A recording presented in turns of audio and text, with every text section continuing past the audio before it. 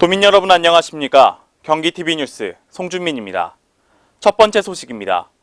때이른 폭염에 가뭄까지 이어지면서 경기도 내 저수지는 하루가 다르게 말라가고 있습니다.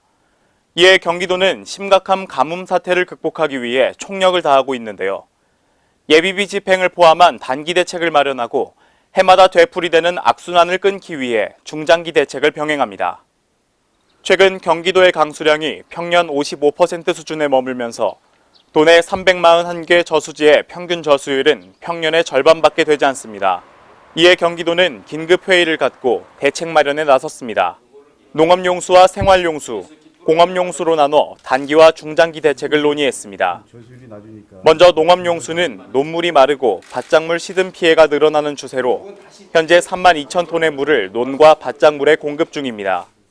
이외에도 단기 대책으로 간이 양수장 시설과 저수지 준설, 대형 관정 개발 등을 조기 추진하고 미이양로는 대체작물 재배를 유도하기로 했습니다.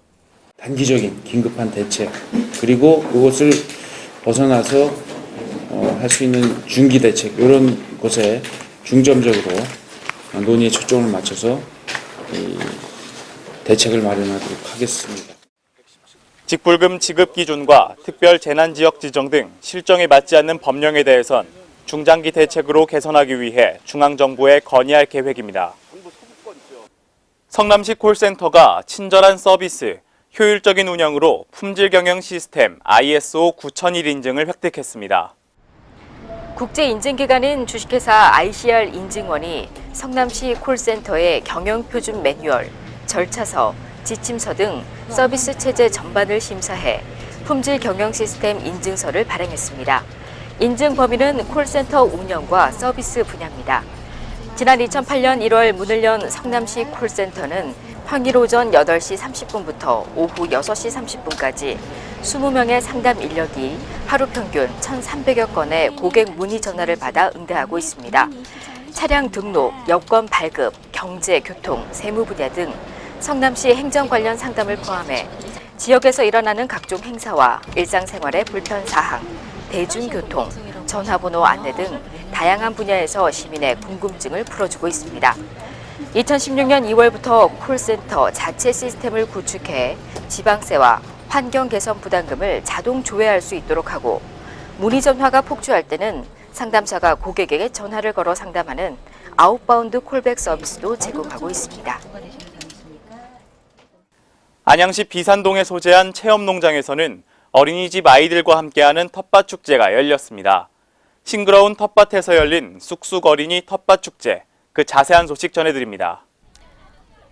지난 13일 비산 3동에 소재한 쑥쑥 어린이 체험 농장에서는 관내 어린이집 원아와 학부모들이 함께하는 텃밭 축제가 열렸습니다. 정성껏 가꾼 텃밭을 둘러보며 채소와 과일이 식탁 위에 오르기까지의 과정을 배워보는데요. 고사리 같은 손으로 직접 딴 농작물을 이용한 요리 경연도 펼쳐졌습니다. 쑥쑥 어린이 텃밭 축제. 아이들에게는 자연과 먹거리의 소중함을 느낄 수 있는 계기가 되지 않았을까요? 더위가 일찍 시작되면서 바다, 계곡 등을 찾아 물놀이를 즐기시는 분들 많으실 텐데요. 물놀이를 하기 전에는 준비 운동을 충분히 해주고 물놀이 도중 몸이 떨리거나 피부에 소름이 돋을 때는 즉시 밖으로 나와야 합니다. 또한 물에 빠진 사람을 발견하면 무리하게 직접 들어가서 구하려 하지 말고 신속히 119에 신고한 뒤 구명환이나 튜브 등을 이용해 구조하는 것이 좋습니다. 각종 안전수칙을 반드시 지켜 안전한 물놀이 즐기시기 바랍니다. 뉴스를 마칩니다. 고맙습니다.